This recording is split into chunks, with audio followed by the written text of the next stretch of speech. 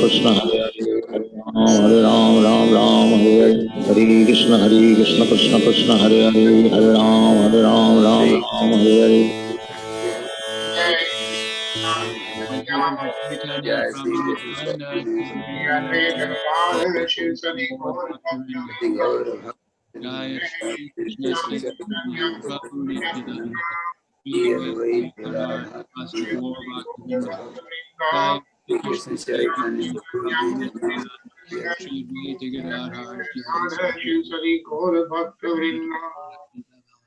Shri Radhe Golokananda Bhagwan ki Jai. Haribo. Good to see everybody. Gajendraji, before we start text 1 of the 12th chapter, Rudrani, we should just read the last verse of the 11th chapter and make a short the last 2 verses and make a short comment. Okay, does he have it? He doesn't have it on there, but you just... Okay, so this is chapter 11, the last 2 verses. And Sri Krishna says, "My dear Arjuna, only by undivided devotional service can I be understood as I am, standing before you, and can thus be seen directly. Only in this way can you enter into the mysteries of my understanding." We'll see a very similar verse like this one in chapter 18 later on. But Krishna is saying that only by undivided devotional service can I be understood as I am.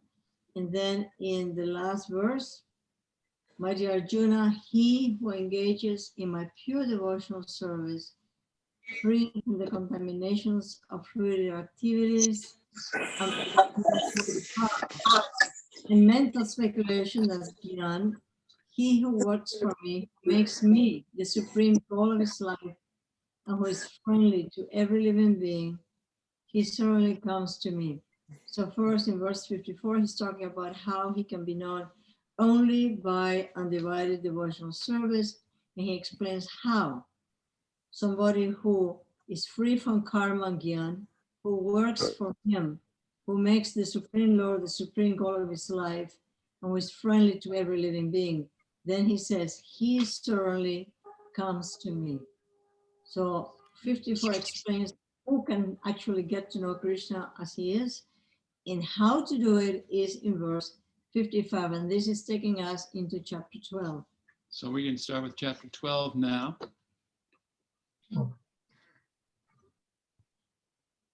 And this chapter is entitled Devotional Service, Bhakti Yoga. Okay. Arjuna Vacha Evam Satatayuktaya Bhaktastvam Prayupasati Ejaksharma Vyaktan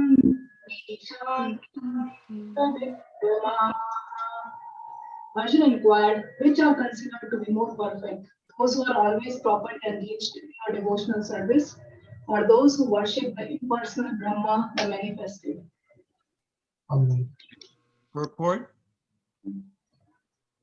Krishna has now explained about the personal, the impersonal, and the universal, and has described all kinds of devotees and yogis. Generally, the transcendentalists can be divided into 2 classes. One is the impersonalist, and the other is the personalist. The personalist devotee engages himself with all energy in the service of the Supreme Lord. The impersonalist also engages himself not directly in the service of Krishna, but in meditation on the impersonal Brahman, the unmanifested. Okay, Rudrani? I'll tell you when to stop. We find in this chapter that of the different processes for realization of the Absolute Truth, Bhakti Yoga, devotional service, is the highest. If one at all desires to have the association of the Supreme Personality of Godhead, then he must take to devotional service. What?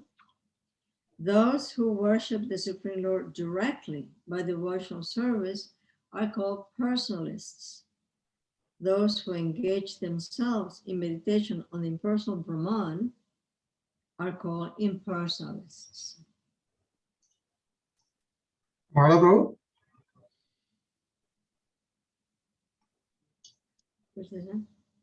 Madhav Prabhu? Madhava?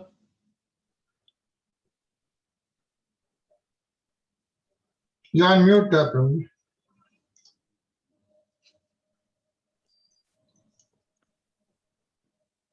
Arjun is here questioning which position is better. There are different ways to realize the absolute truth, but Krishna indicates in this chapter that bhakti yoga, or devotional service to him, is the highest of all. It is the most direct, and it is the easiest means for association with the Godhead. In the second chapter of Bhagavad Gita, the Supreme Lord explained that a living entity is not the material body. He is a spiritual spark, and the absolute truth is the spiritual whole. Reenaji? In the 7th chapter, he spoke of the living entity as being part and parcel of the Supreme Whole and recommended that he transfer his attention fully to the whole. Then again in the 8th chapter, it was said that anyone who thinks of Krishna at the time of quitting his body is at once transferred to the spiritual sky, to the abode of Krishna. And at the end of the 6th chapter, the Lord clearly said that of all yogis, one who always thinks of Krishna within himself is considered the most perfect. Mukesh? So practically in every chapter, the conclusion has been that one should be attached to the personal form of Krishna, for that's the highest spiritual realization. Nevertheless, there are those who are not attached to the personal form of Krishna. They are also firmly detached, that even in the preparation of commentaries to Bhagavad Gita, they want to distract other people from Krishna and transfer all devotion to the impersonal Brahma Jyotir. They prefer to meditate on the form of the absolute truth, which is beyond the reach of the senses and it's not manifest. Hare Krishna. Sakhi Priya Mathali? And so factually, there are two classes of transcendentalists. Now, Arjuna is trying to settle the question of which process is easier and which of the classes is most perfect. In other words, he is clarifying his own position because he is attached to the personal form of Krishna. He is not attached to the impersonal Brahman. He wants to know whether his position is secure. The impersonal manifestation, either in this material world or in the spiritual world of the Supreme Lord, is a problem for meditation.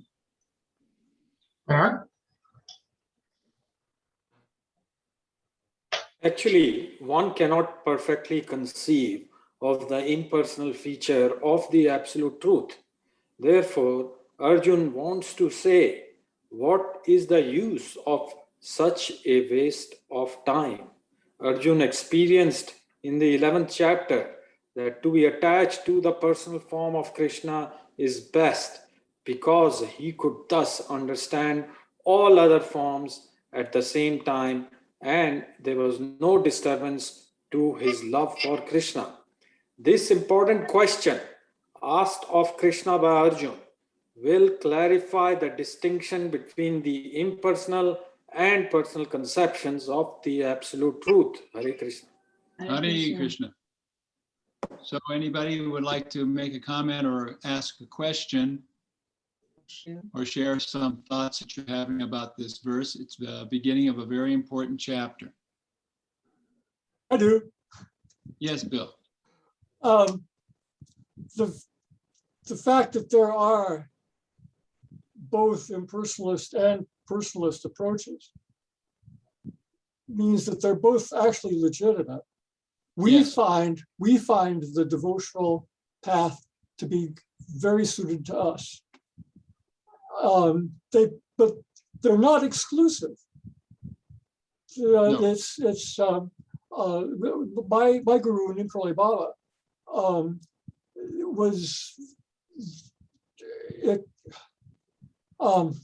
was very much a Vaishnava, but it was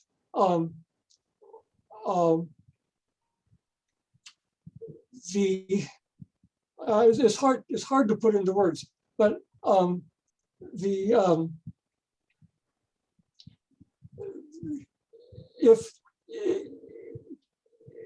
if both didn't exist, then it wouldn't be in the book. You know, it wouldn't be mentioned as a possibility. And for some people, you know, they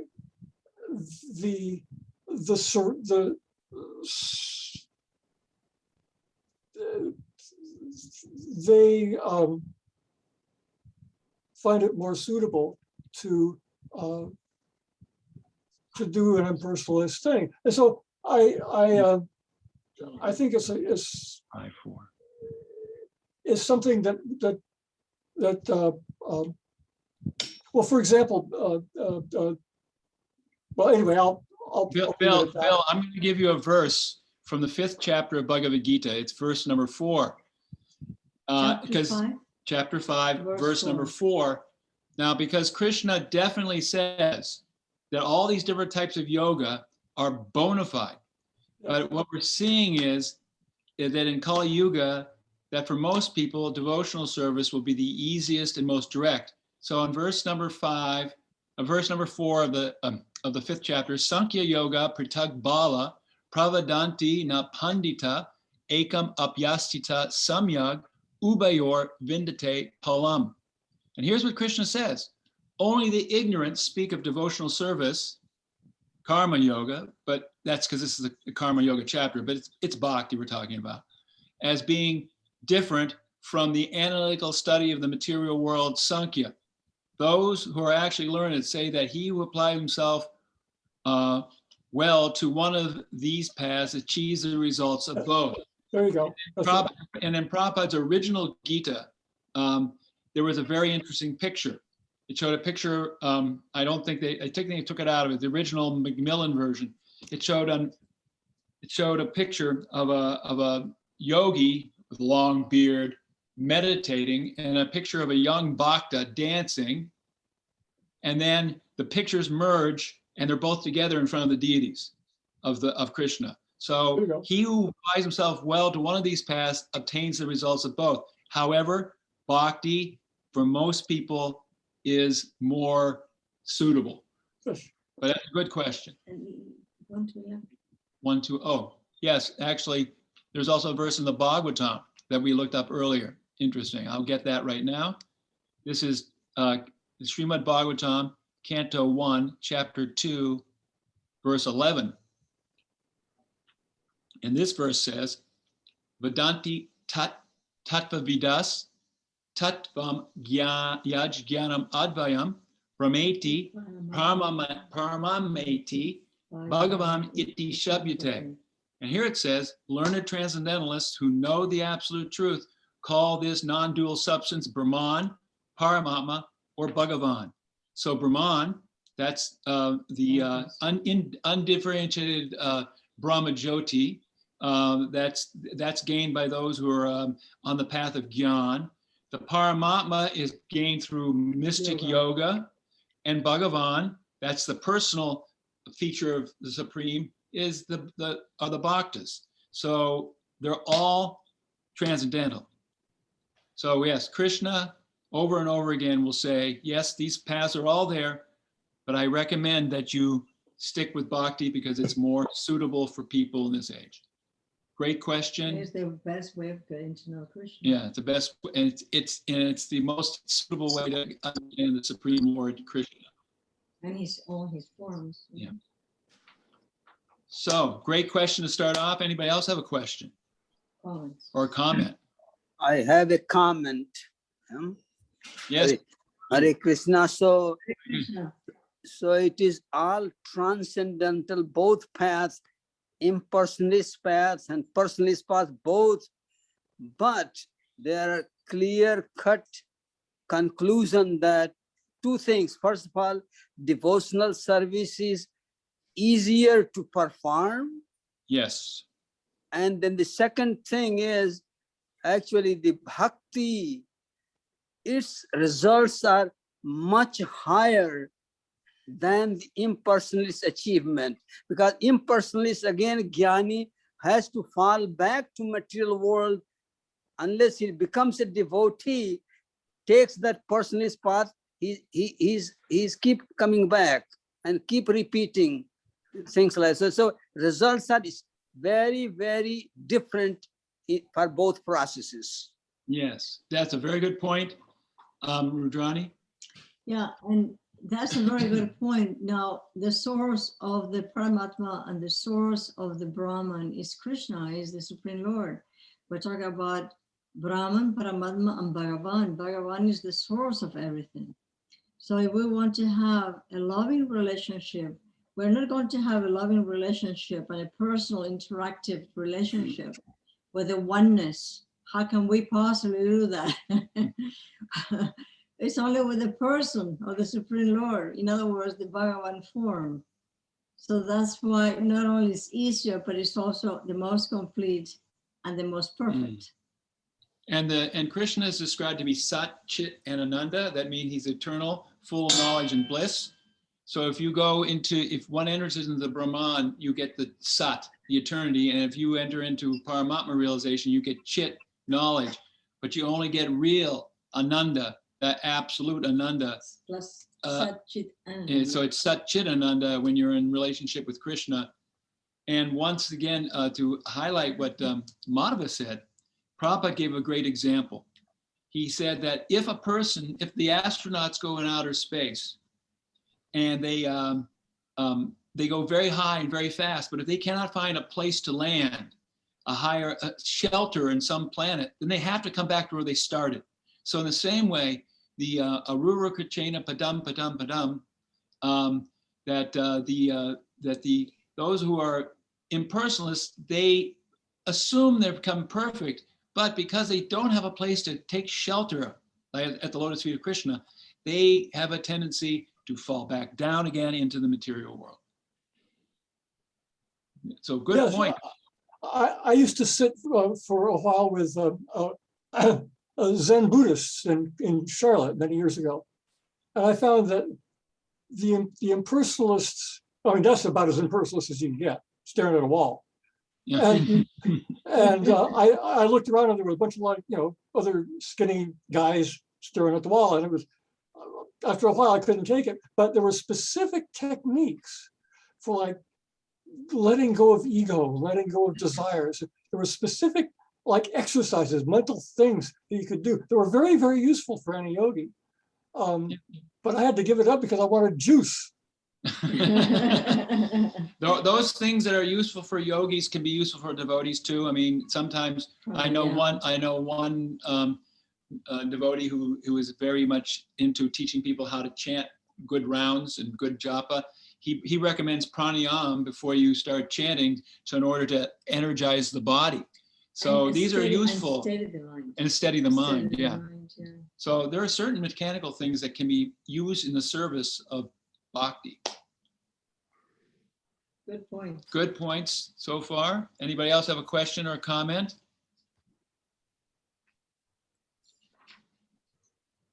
You can move on. Oh no, I'm gonna. There's a couple. I think in yes.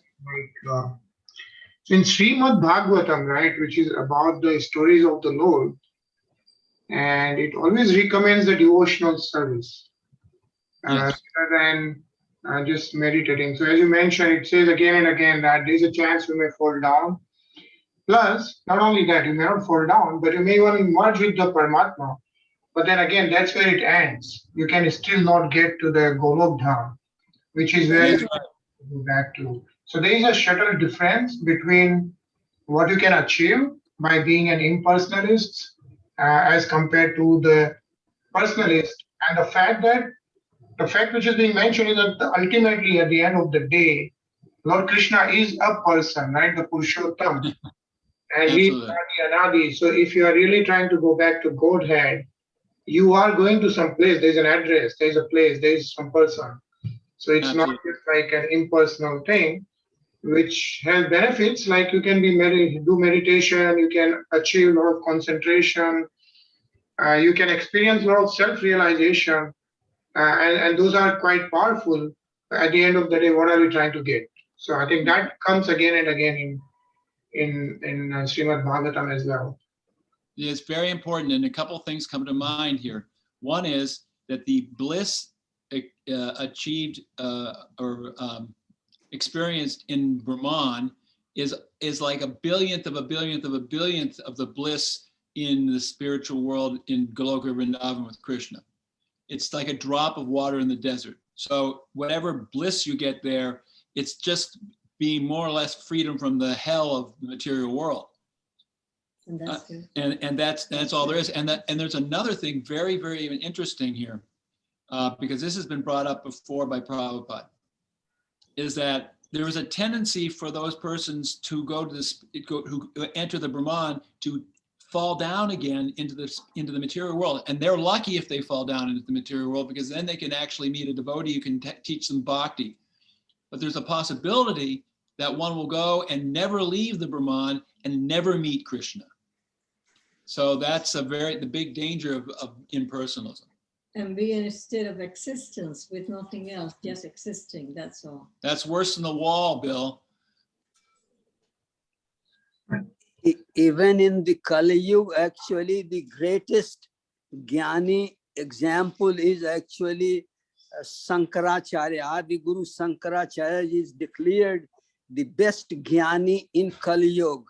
And at the end of his life, even Adi Guru Sankaracharya, who is the topmost yogi or impersonalist, in the end, he says, Bhaj Govindam, he talking about bhakti.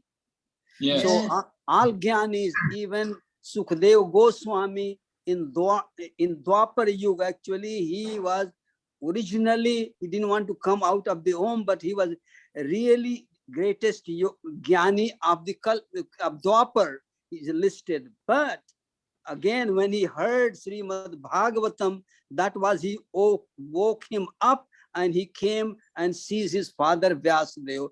And then, of course, he talks about, he preached for the first time Srimad Bhagavatam and Bhakti of Lord Krishna. So there are so many yogis, even Janak Maharaj, actually in Treta, actually he was Lord Shiva's devotee, and he was the topmost Jnani or yogis of that time. But when he saw Lord Ram and Lakshman personal form, he was bewildered. Why then he realized actually it is personal form which is bewildered him. He lost his all Gyan, and then ultimately seeing the personal form of Ram and Lakshman. So there are so many examples of great yogis of their time. They all ultimately perfected their life by becoming a personalist, a devotee of Lord Krishna, Lord Ram. There are so many examples like that. Don't forget the four Kumaras. The four Kumaras. Yes, four Kumaras were in Satyug. They were also the greatest Jnanis of that yuga. And then ultimately they became devotee. They realized that devotional service is the most important perfection of that spiritual height. Yeah, I know Maitreya Muni, same thing, a similar example of Maitreya Muni, who is talking to Mahatma Vidura and explaining him Srimad Bhagavatam. So I think a lot of such examples are there. Yeah. I think there's one more. Prabhupada gives a very nice paragraph where he talks about different chapters having different, saying different things about devotional service. But I think the one verse that's very, very helpful for us to look at is verse 647, the last verse of the sixth chapter. Yes. Because he explicitly says what the best yogi is. Yogi nam api sarvesham mad gatenan turatmana shradavan bhajate yomam same yuktatamo mataha. Shradavan bhajate. Shradavan bhajate is in full faith renders bhajan. And this is Krishna speaking. And so he says of all yogis, and what is a yogi? A yogi is a person who is connecting with Krishna. He's connecting with the divine energy. He's connecting with the Supreme Lord. So of all yogis, the one with great faith who always abides in me, always has his heart fixed on Krishna, thinks of me within himself, and renders transcendental loving service to me, bhakti. He is the most intimately united with me in yoga, that union of love, and is the highest of all. That is my opinion. And Prabhupada says here in the purport, the word bhajate is significant here. Bhajate has its root in the verb bhaj, which is used when there's a need of service. And he says the English word worship cannot be used in the same sense as bhaj. Worship is sort of an official way of adoring the Lord, but bhaj means just want to be serving with love and faith. Specifically, exclusively. Only for Krishna. And that is exclusive love and faith for the Supreme Lord Sri Krishna. Yes. So I think we can maybe go on to the next verse. Thank you for nice input from so many devotees here today. Wonderful comments. Prabhuji, a very simple question is coming to my mind. Like, is it in devotional service, there is more influence of heart, and in Sankhyos, there is more influence of mind? Well, bhakti is the connection with Krishna through loving service. So it is of the heart. The heart is the place of emotion. So it's transcendental emotions. And Sankhya is a process, a mechanical process of enumerating the different things of this world and dropping off those things, different categories, and dropping off those things that are detrimental to spiritual life, dropping off attachments. It's more of like of a very systematic way of like removing things, whereas bhakti is more of a systematic way of adding something, which is love. And analyzing Sankhya. Yeah. Sankhya is analytical, and bhakti is based on the heart. Nevertheless, for bhakti to actually be effective, there must be a very, very solid fundamental basis of knowledge and understanding. What is what? It's called tattva. What is the truth about the different elements, about the soul, about the Supreme Lord, about the nature of matter, about time, about karma. All these things are elements that need to be very clearly understood in order to be able to have the foundation to practice bhakti. It's very important to have this knowledge. Knowledge leads to love and bhakti, whereas knowledge in Sankhya leads to more knowledge.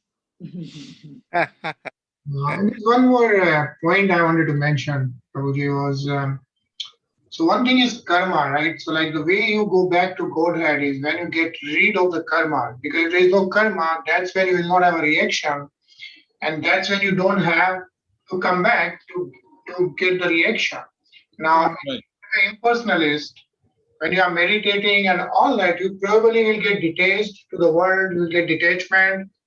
But the bottom line is you cannot really get rid of the karma, because that's the basic nature of the consciousness, right? Of the person. The basic nature is you will have to do karmas.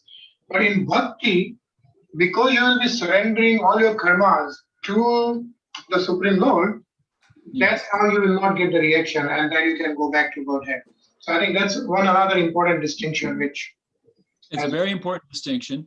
And one, and even a finer understanding of this is that is the guru who acts as the emissary of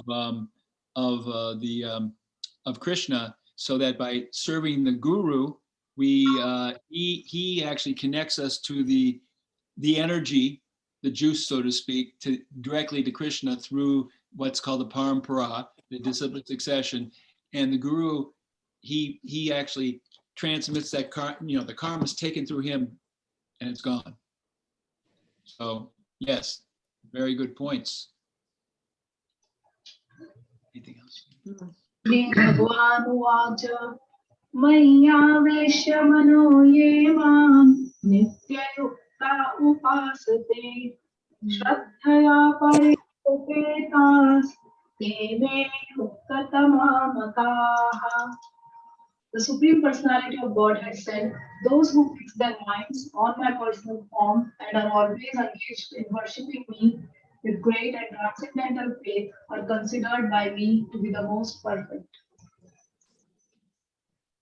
That's Krishna speaking. We have to listen to what he's saying. Shiva? Yes. In answer to Arjuna's question, Krishna clearly says that he who concentrates upon his personal form and who worships him with faith and devotion is to be considered most perfect in yoga. For one in such Krishna consciousness, there are no material activities because everything is done for Krishna. A pure devotee is constantly engaged. Hare Krishna. Savitaji? Sometimes he chants, sometimes he hears or reads books about Krishna, or sometimes he cooks prasadam or goes to the marketplace to purchase something for Krishna, or sometimes he washes the temple or the dishes. Whatever he does not let a single moment pass without devoting his activities to Krishna. Such action is in full samadhi. Does anybody find something rather interesting or curious about Prabhupada's purport when it describes bhakti? Here in this verse? In this verse. It's about offering all your activities to Krishna, Yukta Vairagya. Yes, Yukta Vairagya, which is called, this is devotional renunciation, where we use everything in the service of the Lord. Which is And actually dedication. Dedication. Yeah, We dedicate everything to Krishna. And this brings up something that I've read about the nature of attachment, is that we have materialists who are completely attached to this material world, and therefore they have big problems because they're so attached to everything in this world that they'll never leave it because they just want the stuff here, the sense gratification. And then you have impersonalists who are so detached from the world. They just want to kick the world. They just want to get out of the world. And it's just so detached that they reject the world. And of course, then they were actually rejecting something that Krishna made, which is actually everything's Krishna's. So they're so detached they can't engage their activities in Krishna's service. So a devotee is that person who's not too attached and not too detached. He or she knows how to live in this world and use things for Krishna. And in using these things for Krishna, we can enjoy, we can have friends, we can do everything, but it's all surrounded in Krishna. He's in the center. He's in the center. We have our parties with Krishna in the center. We have our eating with Krishna in the center. Our friends have Krishna in the center. Everybody, everything is Krishna there. Yeah, we have been missing Friday Prasadam, Prabhuji. You can't eat it through the screen. Not yet. Not yet. It'll happen. We have to have an outdoor a get together again where we can have prasadam with each other, share prasadam, because that's really a wonderful part of being with the devotees. We should have something here, yeah. Yes. Definitely. Any other thoughts, questions, comments? I have one comment actually about the word detachment. Actually, we know so many examples. The word detachment is very, very dangerous. Like I can give some examples, like if we become stable, if we are attached, even materially speaking, with attached to something. Otherwise, one may fall off and there is no stability. The stability is created by attachment. And again, what kind of attachment? I think we're talking about attachment to the lotus feet of Radha and Krishna, because that is the best attachment. So even by word by itself, detachment, materially speaking, is very, very dangerous, unstable. So many not so good things, word detachment. That's what comes to my mind. Like any part, like even we see fire going, a spark is equally qualified as a fire, as long as in fire, attached to fire, But the moment gets detached, gets out of the fire, finished, extinguished, no existence, very dangerous. The detachment is very, very dangerous. Detachment actually, when it becomes very, very extreme, it's totally unnatural. In other words, we in this world we have family, wife, children, husband, brothers, sisters, friends, and we experience emotion with them. And this emotion is not the same as, but it has some similarities with spiritual emotion in the sense that there's loving some sort of, it's material, but it's a reflection of the loving arrangements in the spiritual world.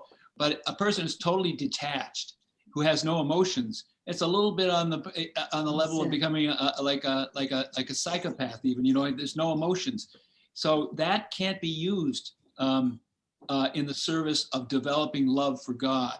If it's healthy, it's something like Zen, but if it's unhealthy, it can become kind of some sort of a psychological issue. Well, life goes in cycles. When you're young, attachment is absolutely necessary. If you have no attachments, then you just can't grow up. You can't become a person. You know, you have to have a boundary. You have to have this body is mine, that body is yours. But then later in life, you have to give everything up because you're going to die. And so there's a whole process of attachment and freedom from attachment. It's just part of the cycle. And it's in Bali, they make the roofs like this. It symbolizes coming into the life, becoming attached, and then flying out unattached. It's very nifty. Well, our unattachment is attachment to Krishna, though. That's how we get detached. Yeah. So we have the two processes. We have the process of attachment and we have the process of detachment. And then we have the other process, which is to dedicate everything to the Supreme Lord. So neither attachment nor detachment, but dedication. Dedicating our lives and our activities, our thoughts, to everything to the Supreme Lord. Yeah, isn't it like, detaching from the worldly, mundane pleasures and attaching yourself to the Krishna consciousness? Yes, it is. That's what it is. And it cannot be done artificially. It's not done artificially. You don't say, okay, I'm not going to be attached to these things. I'm going to be attached to Krishna only. It happens progressively by following the process that eliminates contamination in the heart and enables us to do it in a natural way. And Prabhupada gave another example. He said if a child has something they shouldn't eat in one hand, and mom comes over and tries to rip it from his hand, he just gets angry and grabs. But if she comes over with a nice sweet ball, Maha sweet, he'll go, oh, nice sweet ball, and eats that and drops the other thing. So what we do is get attached to things related to Krishna. Experiencing a higher taste. We get a higher taste, and by getting a higher taste, we give up those other things. Thank you for the lively discussion today, and lots of input. Wonderful discussion. And now it's time for bhajans and kirtans. Okay, so tell already? Oh yeah, wow, went fast. That was great, very good. I guess he's going to cue it up. What? He's got started. Sorry, I was on mute probably. So I was saying that since we had Lord Balram Jayanti last Sunday, we are going to hear Lord Balram Pranam, that is Shlok, 1 minute. And then we are also going to hear the Lord Balram Kavach Stotam, like for the protection. You do Kavach, which is around like 4 minutes. Yeah? Okay. This one and then the next one. Acha.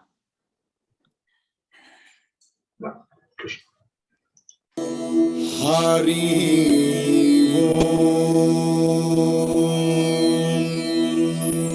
Shri Balarama Pranama.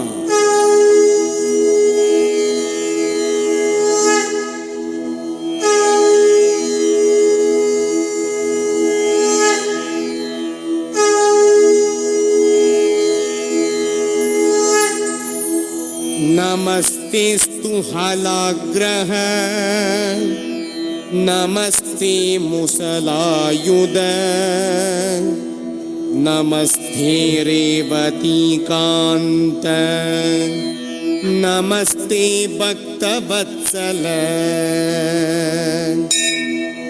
नमस्ते बलिनां श्रेष्ठ नमस्ते धरणीधर प्रलम्भारि नमस्तुभ्यं त्राहि मां कृष्ण पूर्वज।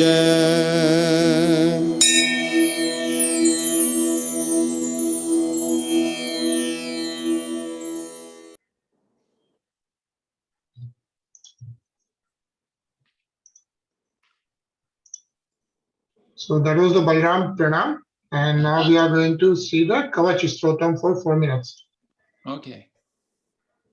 Gurubhyo namaha Hari Om.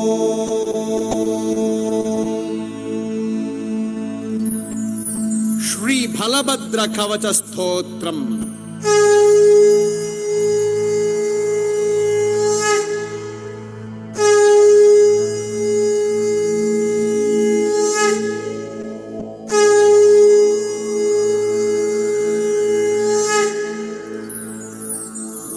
Lokadamadipati Pareshvaraha Pareshu Mam Patu Pavitra Kirtanaha Bhumandalam Sarshapabhat Vilakshyathe Yanmurdni Mam Patu Sabhumi Mandale Senashu Mam Rakshatu Sirapanir युद्धे सदा रक्षतु मां हली च दुर्गेषु चाप्यान् मुसली सदा मां वनेषु संकर्षण आदिदेवः खलिन्दजावेगहरो जलेषु नीलाम्बरो रक्षतु मां सदाग्नौ वायौ च रामो बतुके बलश्च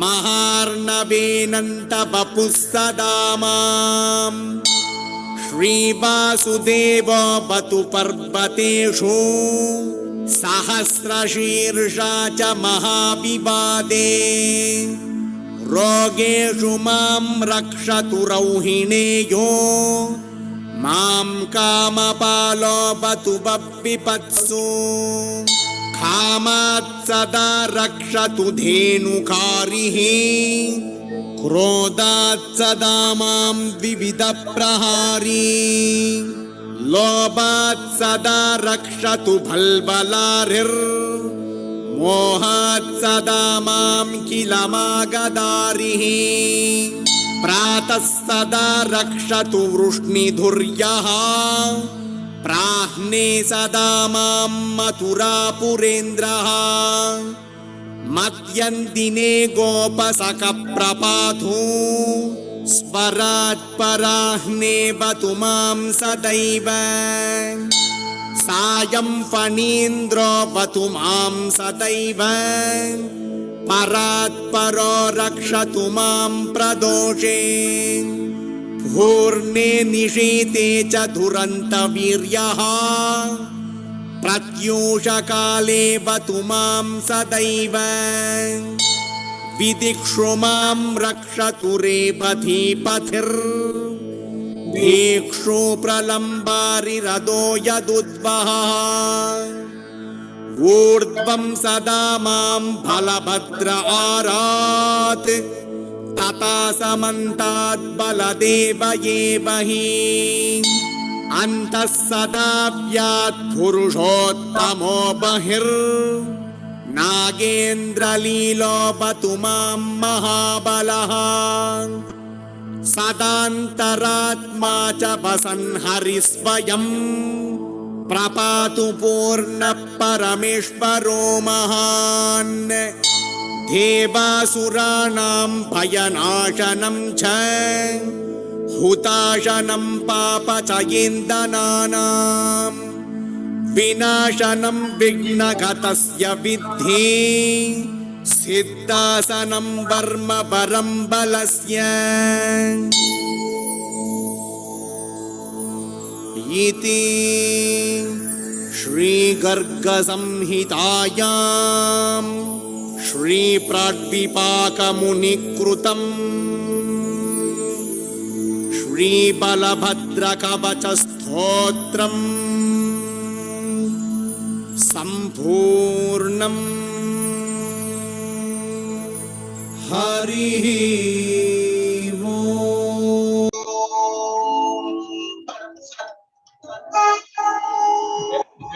Very nice, Gajenji.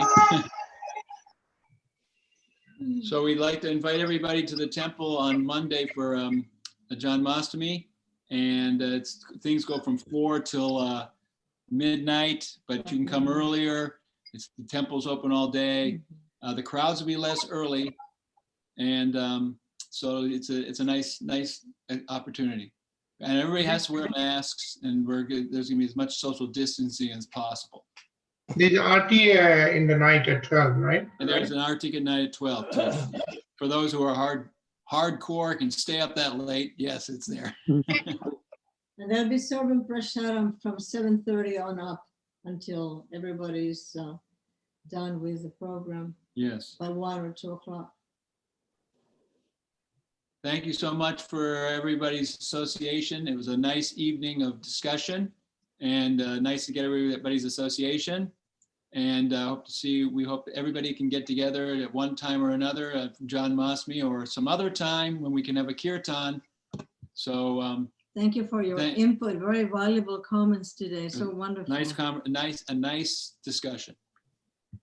Hare Krishna. Thank you, Prabhuji. Thank you, Mother. Prabhu. Prabhu. Thank you Hare very much. Krishna. Hare Krishna. Have a great weekend. Have a good weekend. Hare Hare Hare Krishna.